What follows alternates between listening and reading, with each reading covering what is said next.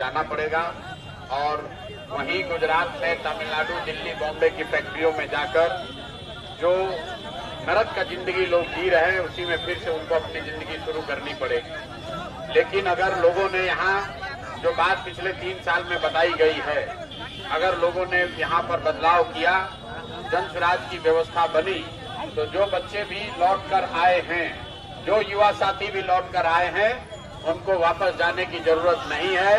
उनके लिए यही बिहार में 10, 12, 15 हजार रुपए के रोजी रोजगार की व्यवस्था 14 तारीख के बाद जन स्वराज की अगर व्यवस्था बनी तो जो भी युवा छठ में घर आया है उसको वापस जाने की जरूरत नहीं है।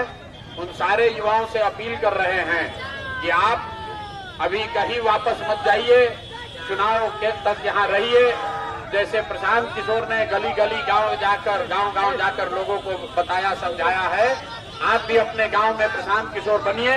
अपने परिवार का, अपने दोस्त का, अपने गांव के सभी साथियों को बताइए कि इस बार बिहार में जाति पर नहीं, हिंदू मुसलमान बनकर नहीं, 5 किलो अनाज के लिए नहीं, 5-10 हजार रुपए के लिए नहीं, सिर्फ और सिर्फ पढ़ाई और रोजगार के लिए वोट पड़ना चाहिए, बदलाव के लिए वोट पड़ना चाहिए। और अगर बिहार के बच्चों को उनके पीठ से मजदूरी का बोरा हटाना है तो सबको स्कूल के बस्ता छाप पर वोट देना है, तभी बिहार में सुधार होगा। और अगर लोगों ने फिर गलती किया, फिर वही लालू के डर से नीतीश और नीतीश के डर से लालू को वोट दिया, तो जितने बच्चे अभी छठ में आए हैं 10 दिन के अंदर चुनाव खत्म होगा, फिर उनको बस में, गाड़ी में, ट्रेन में जानवरों की तरह बैठकर वापस जाना पड़ेगा। और जो लोग बाहर गए हैं उनको मालूम है, छोटा छोटा कमरा में 4 गो 5 गो लड़का रहता है, दिन भर 10 घंटा 12 घंटा अपना हड्डी गलाता है, पेट काटता है कि घर पर 6,000 8,000 भेजेंगे तो हमारा परिवार का बाल बच्चा खाएगा। तो अगर उस स्थिति से निकलना है मेरे भाई, तो ये अवसर है। 6 तारीख को वोट होगा, 6 तारीख को बिहार में बदलाव कीजिए, नई सरकार बनाइए, ताकि आपको अपना घर, परिवार, गांव छोड़कर बाहर नहीं जाना पड़े।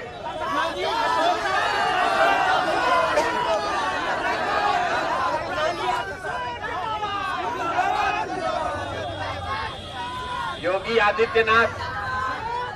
आदित्यनाथ ने अगर ऐसा कहा है कि बिहार में पलायन मुद्दा नहीं है, तो योगी आदित्यनाथ न बिहार आए हैं, न बिहार के लोगों का दर्द उनको समझ में आ रहा है। बिहार के हर गांव से, बिहार का कोई ऐसा गांव नहीं है जहां से 100, 50, 200 लड़के अपना घर परिवार छोड़कर सालों भर पूरे देश में जाकर मजदूरी नहीं कर रहे हैं।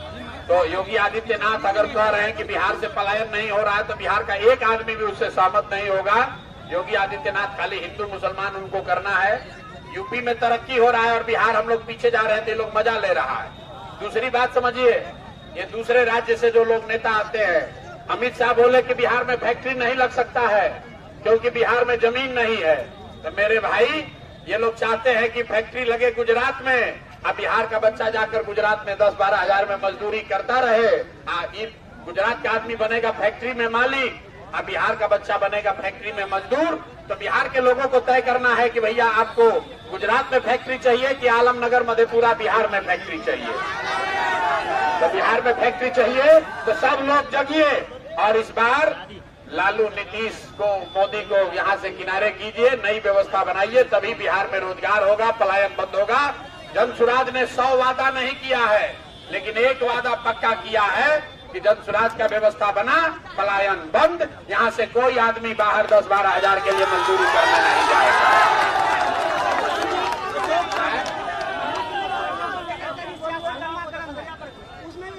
भाई, आप हिंदू हैं या मुस्लिम, अगर बिहार में रहते हैं तो क्या मुसलमानों के बच्चे बाहर मजदूरी करने नहीं जा रहे हैं?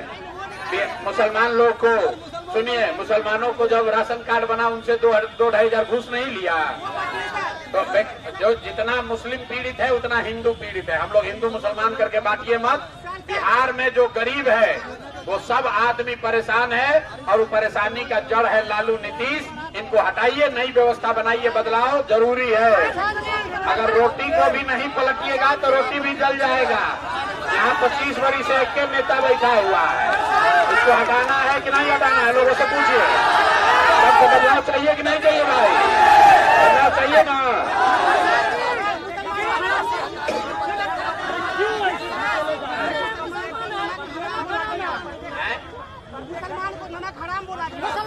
अरे भाई, प्रत्येक घर में नौकरी। आप यहाँ जितने लोग हैं, किसी को विश्वास है? हर घर में ही तेजस्वी यादव कह रहे हैं कि हम हर घर से नौकरी दे देंगे। अब जरा सुनिए, इनके माँ बाबूजी यहाँ पर मुख्यमंत्री थे तो पूरा बिहार देखा, 15 साल में बिहार को लूट लिया। आदमी को तो छोड़िए, जानवर का भी चारा खा गया है। आदमी का छोड़िए, जानवर का भी चारा खा गया। और 15 बरिस में 5 लाख आदमी को नौकरी नहीं दिया। आपको आ रहा है कि हम आएंगे तो 3.5 करोड़ लोगों को नौकरी दे देंगे। तो ये बूढ़ा शेर का कहानी सुने हैं? शेर बूढ़ा हो जाता है, कहानी में बताया जाता है कि बूढ़ा शेर सोना का कंगन लेकर बैठता है इस चक्कर में कि कोई राहगीर, कोई रास्ता चलने वाला आदमी सोना के कंगन के लालच में आएगा तो उसको खाएंगे। तो ये जो राजद वाला है, बूढ़ा शेर सब है कि जैसे ही आप इसके लालच में पड़ के वोट दीजिएगा, जीत कर आएगा तो लूट मार, अपहरण, हत्या, इसके अलावा ये सब कुछ नहीं जानता है। तो कोई आदमी अभी लोग के चक्कर में पड़ने वाला नहीं है। अब लालटेन का जमाना खत्म हो गया। लालटेन का जमाना नहीं चाहिए भैया। अब हम लोग को स्कूल का बस्ता चाहिए। जब तक बच्चों के लिए पढ़ाई नहीं होगा तब तक बिहार में सुधार नहीं होगा। और जितने लोग यहाँ आए हैं, सब आदमी संकल्प लीजिए, जो छठ में घर आया है इस बार बाहर वापस नहीं जाना है। हो गया।